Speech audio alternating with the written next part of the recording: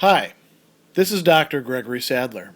I'm a professor of philosophy and the president and founder of an educational consulting company called Reason.io, where we put philosophy into practice. I've studied and taught philosophy for over 20 years, and I find that many people run into difficulties reading classic philosophical texts. Sometimes it's the way things are said or how the text is structured. But the concepts themselves are not always that complicated, and that's where I come in. To help students and lifelong learners, I've been producing longer lecture videos and posting them to YouTube. Many viewers say they find them useful. What you're currently watching is part of a new series of shorter videos, each of them focused on one core concept from an important philosophical text. I hope you find it useful as well. In his groundwork of the Metaphysics of Morals, Immanuel Kant at a certain point is going to give us a rather schematic treatment of what he is calling these three modes of presenting the principle of morality. The principle that we've essentially been looking for is the core, the touchstone for ethics or for moral theory itself. And he says these three different ways of presenting it are indeed interconnected. Each of them, depending on how we want to translate it, involves or includes, we might even say in a certain respect implies the other two. They lead to each other. That in fact is what he's carrying out in his analysis in the groundwork. And another thing that he says is, although they are different, they really are subjectively rather than objectively different. One way in which it's framed is that these are the difference is subjectively rather than objectively practical. What is the idea there? It's to bring an idea of reason, something that human rationality is able to understand, closer to what Kant calls intuition, closer to our grasping it. And he says we do this by way of a certain analogy. Now, he doesn't explain exactly what he means by analogy there, and that's something very ripe for discussion. But what we want to focus on are these three different ways of looking at the same basic thing. And you notice that these are going to correspond to the three formulations, or the three ways of understanding the categorical imperative discussed here in the groundwork. And he tells us that we have for every maxim, for every rule that we give ourselves by which we would determine our own will, every rule for deciding, you might say, by which we explain it or justify it to ourselves or could account to another person for what it is that we're doing and why we're doing it, it has a form, it has a matter, and then it has something that is a little bit more difficult to translate. A complete determination is a great way of translating it. Vollständige Bestimmung in German. There's other ways in which this does get translated. For example, complete characterization.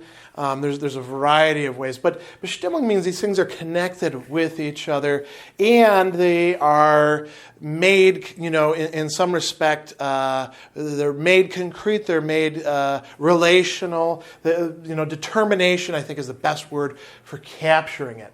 Now, what does that mean? So if we take any sort of maxim, when a situation is like this, then I will behave in this way.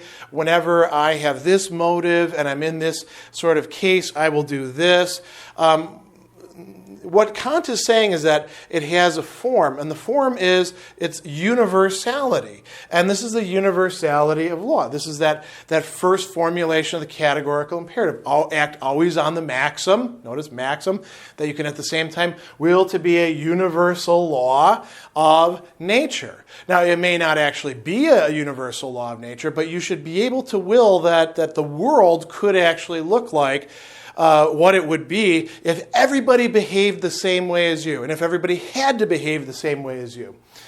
Why is that the form? Well, Because that tells us how, indeed, we ought to be acting. What is the thing that connects them all together? My actions and other people's actions. I'm not actually saying everybody will act like me, but I will in such a way that that form could be sort of transposed onto everything else. Then we have a matter. And that matter is the end. And the end is an end in itself. Here we have the second formulation of the categorical imperative, right? Act always in such a way that you treat humanity never as a mere means, but always as an end in itself. Treat humanity in yourself and in other people, right? So that is central to it as well. And now we're starting to get a little bit more concrete. This is why sometimes people find it easier to make sense out of that formulation, the second formulation of the categorical imperative, than the first formulation. It all depends on how you're looking at it. Then we get to the really interesting one. Here, we don't have a thing that corresponds to it, like universality or end, right? The complete determination, as Kant is going to tell us, complete determination of all maxims by means of a formula. And the formula is that all maxims ought to, by their own legislation, by their own way in which they're setting things down normatively, ought to harmonize with a possible kingdom of ends as with a kingdom of nature. So what does that mean? Well, we have another lecture specifically just on that third formulation. But the idea is that now this goes beyond simply saying, well, whatever I happen to do, it should be a universal law of nature. If it can't meet that test, then I shouldn't do that sort of thing, right? Or I have, if I want to claim that what I'm doing actually is in accordance with duty, it has to be universally, applicable to everybody. Or that I'm treating everybody else as an end, or not treating myself as a mere means either. Here, we're bringing the two together. And there's a kind of, you might even say, synthesis taking place here. Now, Kant will go on and say, by the way, this connects up with my way of looking at categories of quantity, that he's discussed in other works, and he's going to be talking about in the critique that this is, sort of leading towards. He says, here we go. There's a progress here in the order of the categories of something, right? Of the form of the will, right? The unity of the form of the will, no longer just the maxim. The unity, Einheit, choosing something that is coherent, that can be a unity, that can be applied in every single case the same way. Plurality of the matter of the will. What are we talking? Why is it plurality? Vielheit in German here? Because we're already looking at ends and means, right? We already have a plurality. But we can also think about self and other, right? Humanity in myself, humanity in the other person. There are a variety of ways in which I could treat somebody, myself or the other, as a means rather than as an ends. Then we have what Kant here calls totality. And actually he says Allheit oder Totalität in the German text, right? We could call it the Totalität is just a cognate, right, of totality. Allheit, everything, the entirety, right? And that is a little bit more complex, right? He says, here we go. The totality of the system of these. So totality encompasses these two. And what we see is that thereby the third formulation of the categorical imperative, or the third mode of presentation of the principle of morality is in a certain way the one that encompasses the other two and brings them together.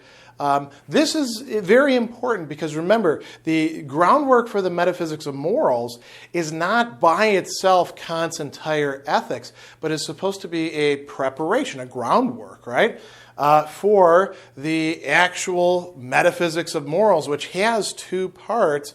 One is the doctrine of virtue, and the other is the doctrine of justice, which has to do with the totality of actual human societies and how legislation ought to take place in those. So what we have here is sort of an interesting schematic way of presenting the three modes of presentation of the same one thing, the principle of morality, the three different formulations, the three different ways of looking at it. As Kant said from the beginning, as I want to reiterate, each of these does involve the other. This is really about finding the best way of presenting our understanding of duty and of autonomy to particular people. So some people may pick up on one better than they pick up on another, at least for a certain time. Generally, I find that most people pick up on the second one better than the first, let alone the third. But these provide us with ways to get at what morality is, according to Kant.